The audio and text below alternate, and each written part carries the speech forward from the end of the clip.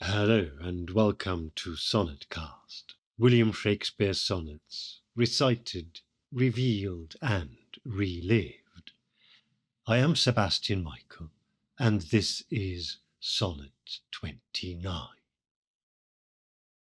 When in disgrace with fortune and men's eyes, I all alone beweep my outcast state, and trouble deaf hen with my bootless cries, and look upon myself and curse my fate, wishing me like to one more rich in hope, featured like him with friends possessed, desiring this man's art and that man's scope, with what I most enjoy contented least.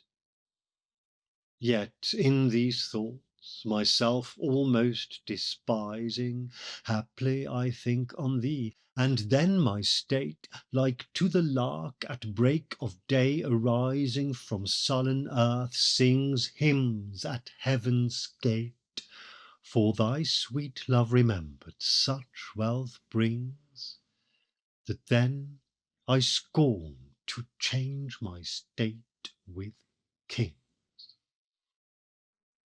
One of the most celebrated poems in the entire canon, Sonnet 29 casts William Shakespeare in a state of deep and lonely unhappiness, from which the memory of his young lover is able to lift him in spectacular fashion. By continuing the theme of weariness and dejection established by the previous two sonnets, it confirms our notion of Shakespeare being on the road, away from the young man, but rather than focusing on a longing desire to be with him, it rejoices in the love experienced before.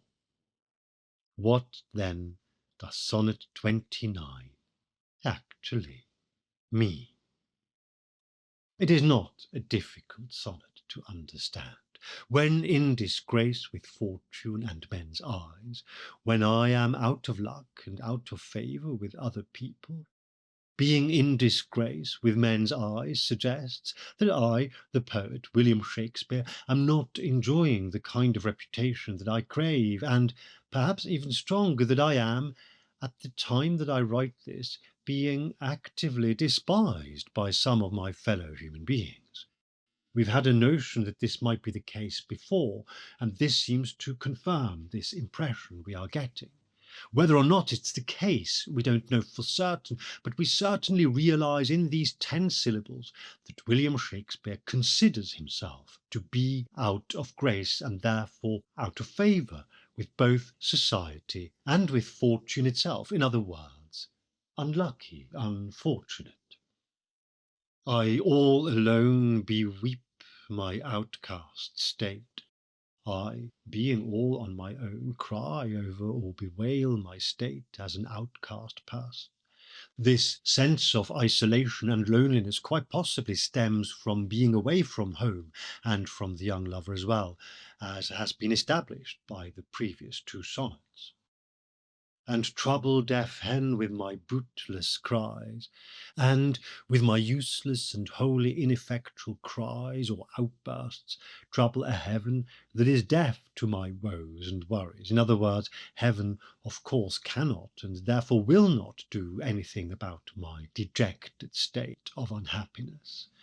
I am reading heaven as one syllable here, and trouble deaf hen with my bootless cries, but you will very often hear it read or recited as, and trouble deaf heaven with my bootless cries. I think the two are almost equally valid. What favours pronouncing heaven as one syllable here, hen, is that the line this rhymes with is a perfect iambic pentameter with 10 syllables when in disgrace with fortune and men's eyes, and so we would expect the line this rhymes with to also have 10 syllables, except, of course, that it's not a perfect iambic meter, because we don't say, and trouble deaf hen with my bootless cries. We say, and trouble deaf hen with my bootless cries. So the rhythm is different anyway, and so we might as well pronounce it, and trouble deaf heaven with my bootless cries. and look upon myself and curse my fate. And I look at myself and curse my fate. I don't need to translate this any further. Wishing me like to one more rich in hope, comparing myself to others and wishing I were more like someone who has more hope than I do, featured like him with friends possessed. And I wish I could look like someone who is good looking and have a good and powerful circle of friends like somebody else. This and the previous line sound like they might be talking about one person who has all these great benefits of life, but the next line suggests that Shakespeare is really drawing up a list of different people who all have something he does not have, but wishes he had. So we can also, and probably should, read these as three examples he cites: one who is rich in hope, another one who is well featured, and someone else again who has many friends. Desiring this man's art and that man's scope, and I envy yet another man's art, meaning his skill and possibly by extension his success, and some other man's scope, meaning his power, his influence, his overall capability to be the agent of his own volition. With what I most enjoy contented least, so much so that even the things I enjoy most in life satisfy me the least. William Shakespeare does not tell us what he enjoys most in life. It could be acting, it could be writing, it could be any other activity from which he would normally derive pleasure. But it is probably worth noting that in this instance there really is nothing that hints at any sexual connotation. It seems to be a very straightforward line that can be read entirely at face value.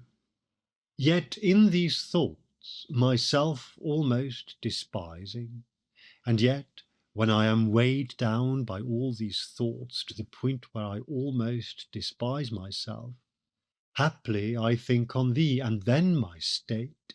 I happen to think of you, and then my state, haply often, too often to my mind, gets mistaken as happily. But this is an important distinction to be made. Happily means accidentally, by happenstance. Perhaps Shakespeare, who must have been aware of how similar it sounds to happily, uses it here almost as a pun to anticipate the great happiness he is about to describe. But really, it's not happily, and you would be surprised. I, not so long ago, watched a production of a play at the National Theatre here in London, the Royal National Theatre, where they built into this production of Much Ado About Nothing the Sonnet 29.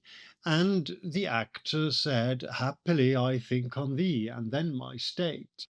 And I was not happy about that. I think that at the Royal National Theatre they should know that that's not what the word means. It's happily I think on thee. And I do think these things matter because, again, the line happily I think on thee and then my state needs to rhyme with from sullen earth sings hymns at heaven's gate. And these are both what are known as masculine endings. They are emphasized, which is in contrast to the rhyme that sits in between. Yet in these thoughts, myself almost despising, it's not emphasized, it leaves you hanging, it makes you wonder what happens. Haply I think on thee, and then my state, like to the lark at break of day arising, from sullen earth sings hymns at heaven's gate. There's a point to it all. It's not accidental that William Shakespeare says, haply, by happenstance, it so happens that I think of you. But he's so skilled that he can anticipate, he can foreshadow the sensation of happiness that comes. And that is what makes this such unbelievably gorgeous and skillful, I should also say, poetry. It is anything but banal or pedestrian or random.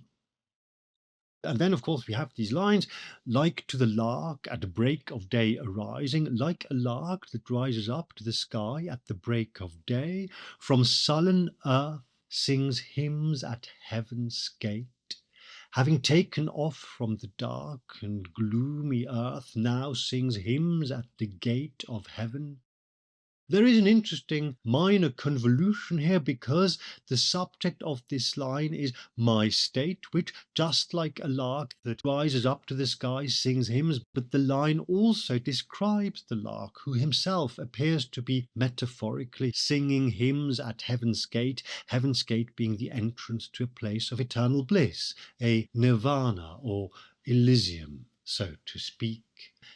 And here is why: for thy sweet love remembered such wealth brings, that then I scorn to change my state with kings.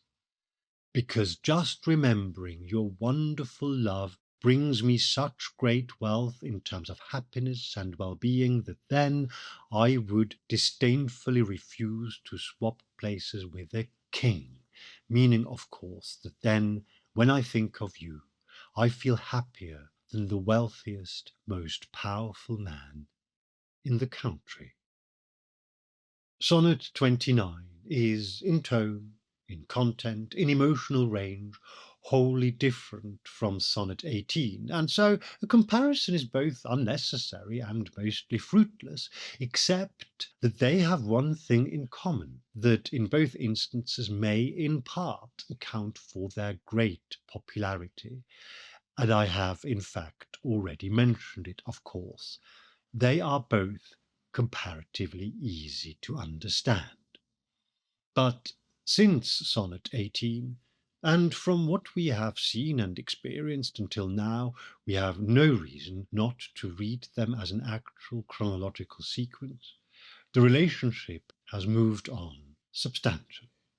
When the first 17 sonnets all concerned themselves with the question of the young man's procreation, Sonnet 18 marked the beginning of Shakespeare's direct and undisguised adoration of, and even infatuation with, the young man, and seeing that the connection between the two, and therefore the relationship, as far as we can tell, is rooted in poetry, it is not even surprising that Sonnet 18 cements this relationship in the poem itself, claiming rightly, as it turns out, that so long as men can breathe or eyes can see, so long lives this, and this gives life to thee. We saw in Sonnets 22 and 25 how gradually William Shakespeare gained and expressed the sense that his love for the young man was reciprocated, and how, just before or just after being called away from him, he writes to acknowledge their difference in status and therefore indeed state in Sonnet 26.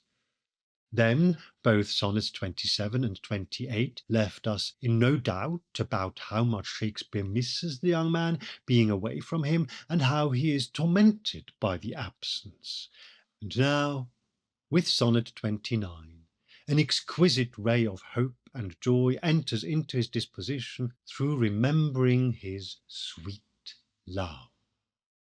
We don't know what brings this on, and nothing in this poem allows us to draw any conclusions.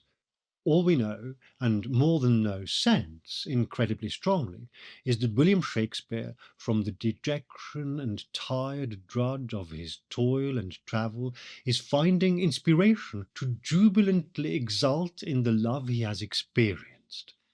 Is it possible that their relationship has had the opportunity, before Shakespeare departed to go on his journey, to move on to a closer, more intimate footing? It is possible, but nothing in Sonnets 27 and 28 hints at that. Has the young man written to Shakespeare to reassure him of his love? Maybe. Has he perhaps even communicated some kind of promise for when Shakespeare returns? That, too, is not without the bounds of possibilities, but we are speculating wildly here, if we suggest so. Going by the words, and by the words only, which is after all the declared approach, what we know is that when Shakespeare finds reason to consider himself dejected, outcast, unfavoured by fortune, the memory alone of the young man raises him up to the point where he would scorn to change his state with kings. Of course, Comparing the riches bestowed on you by your love to those of a king is something of a poetic commonplace, but it is perhaps worth reminding ourselves at this point what the world is like that Shakespeare inhabits. The power and wealth of a king, or as it in all conceivable likelihood still is at the time Shakespeare writes this, Queen of England, is no longer absolute, but it comes close. Lands, titles, honours, livelihoods, and lives are all in the gift of the monarch, and the state of a king is the highest that can be attained. There is nobody more privileged, more exalted, except God. And the birthright of the monarch is, after all, considered divinely ordained. So saying that you would scorn to change your state with kings is rich indeed. And whether he does so consciously or no, Shakespeare draws our attention to status and state more than at a cursory glance we may be aware. He uses the exact same word, state, 3 times, and in each case it holds a meaning of both status, as in my station in life, and disposition, as in my state of mind and being. And in this sonnet, as in the sonnet that follows, William Shakespeare realizes that although he may not have everything that he wants, and although the world is perhaps not fair, and his position in life is more lowly than he wished, he has one thing that trumps everything. He has love. It is almost a bit as if Eden Abez's nature boy had come to visit him from the future and made him realize that the greatest thing you'll ever learn is just to love and be loved in return. And this then, perhaps, is the principal reason we relate to this sonnet so readily and render it so often. In our gloomiest moments, it is hope that sustains us. It is the memory of better days which feeds that hope. And it is love that gives us the power to go on. In Sonnet 29, our poet connects with us and the human condition in this simple but profound way, and Sonnet 30 will weave the same thread further into the fabric of his being. Things are looking up for William Shakespeare, and for a short while he has every reason to rejoice. But all too soon there will be dark clouds gathering on the horizon, and it won't be long before we find out what exactly causes these clouds to accumulate. And so I hope you will join me again here on Sonnetcast as we recite, reveal, and relive the sonnets of William Shakespeare.